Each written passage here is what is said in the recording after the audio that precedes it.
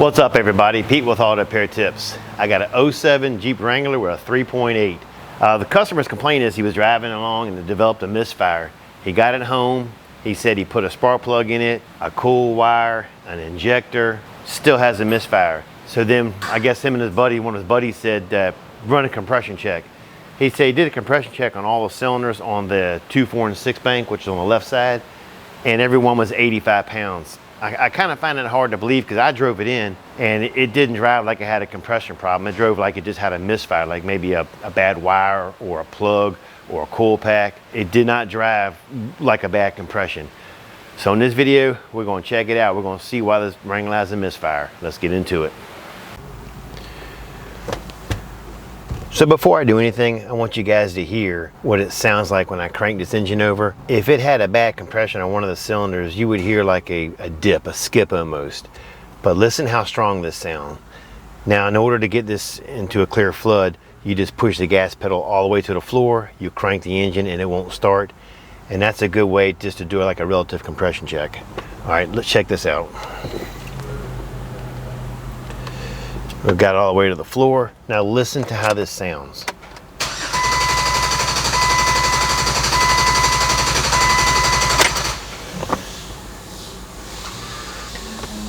That doesn't sound anything like a cylinder with a bad compression. So let me throw the scanner on this. Let's confirm what cylinder is misfiring and go from there. All right, I got the scanner hooked to the car and we're gonna go into engine, go into system test,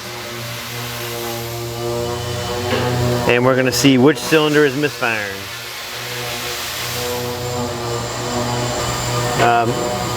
Very small one on 3, nothing on 1, nothing on 5. Number 2 cylinder is that's clearly our misfire.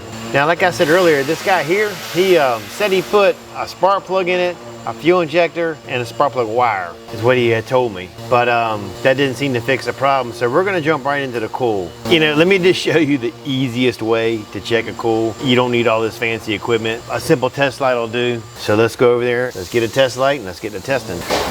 But before I bring you over there, I wanna show you something. This is your ignition coil right here. The brown and white wire come right off the computer. That's the ASD output from the computer, which gives you 12 volts to your coil. The other 3 wires are your control wires. Coil 1, coil 2, and coil 3. So this is a 6-cylinder vehicle, which means that coil 1 control wire is going to control 2 sides. Coil 2 is going to control 2 sides. Coil 3 is going to control 2 sides. That gives you your 6 cylinders. When looking at the coil, it'll make more sense in a minute. All right, so what we're going to do is we're going to take their test light and hook it to the ground.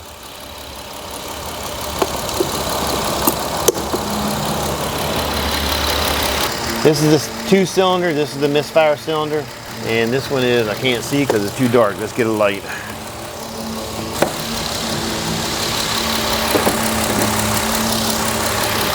So the first thing you're going to do is you're going to hook your test light to a ground. Remember when you're doing this, keep your test light as close as you can to the spark area, because if you pull that wire off and your finger is closer than the test light, well guess what? Your finger's going to get shocked, not the test light. So looking at this, it looks like number 2 is right here and number 5 is adjacent from it. So remember me telling you that the 3 wires coming from the computer, the control wires? Well, there's only 3, but you have 6 cylinders. 1 control wire controls these 2, 1 controls these 2, and 1 controls these 2. So I'm going to start at the top. If I pull this wire off, there should be a spark going to my test light at least 1.5 inches out. So let's get this pulled off.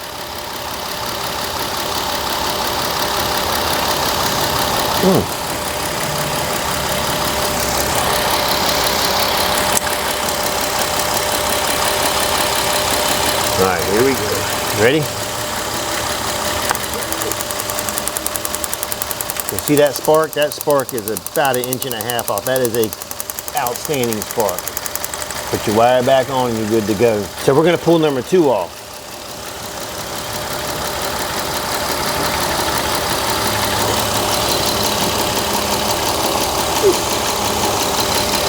All right, we have nothing. There's literally no spark. Can you see it?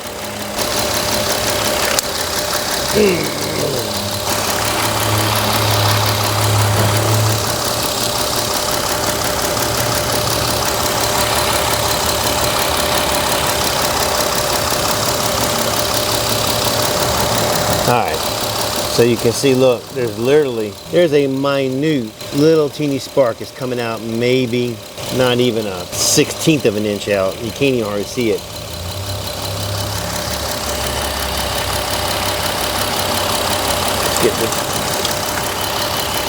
Let's check the one on this side right here.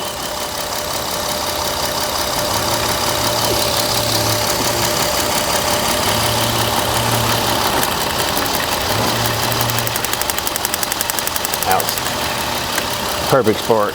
So doing that test there, you can see it's just a cool pack. Now here's where this makes sense about the 3 wires. You had 3 control wires. One control wire controls 2 cylinders. So when we checked out the number 2 cylinder and the number 5 cylinder, which is right across from it, one control wire works those 2 cylinders. If you had a bad control wire, you wouldn't have spark on 2 or 5. But being we have a nice spark on 5 and we have nothing on 2, it's just a cool pack. All right, so let me give the customer a call, let them know what I found, and get some parts ordered. So we just got the part in. It's a standard part, UF305. Standard is not my favorite one to use, but it's all they had at the time. And you can see it looks good. It's about the same, but there's no numbers. See, this one's numbered 246513, and you see there's no numbers in this one here. So just make sure you pay attention when you're putting it back together, which one goes where. Let's get it on the car.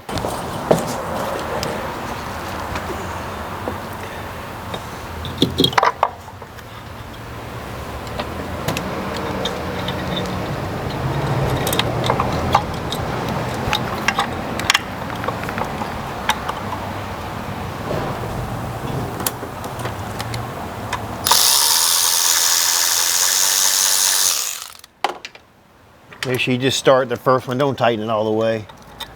Just makes it easier when you're putting it in to line up the bottom bolt hole.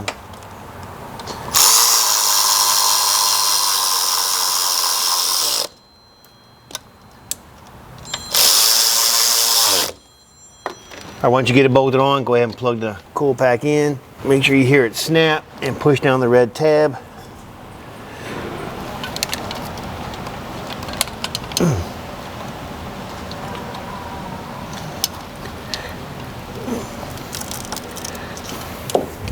That's why I hate aftermarket crap. There we go. Sometimes it's so hard to get, like the clips and things, they don't always line up correctly. All right, this is 2, 246. This is 4, and this one is 6, and 513. This is 1, 5, and 3. Easy as that. All right, let's get it started up. Let's check out the misfire counts and make sure we ain't got none.